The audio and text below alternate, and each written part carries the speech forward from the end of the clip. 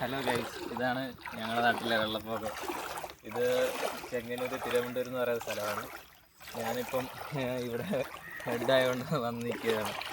എന്തായാലും ഒരു കണക്കിന് നോക്കുമ്പോൾ ഭയങ്കര വിഷമമാണ്. എന്ന് വെച്ച് കഴിഞ്ഞാൽ വണ്ടിയെല്ലാം ലോക്കായിട്ടിരിക്കും. വണ്ടിയെല്ലാം വീട്ടിൽ തന്നെ, അത് മാറ്റായതിലായിട്ട് പറ്റിയില്ല. പിന്നെ ഇതുപോലെ ഇങ്ങനെ നടക്കുമ്പോഴേക്ക് നല്ല രസമാണ്.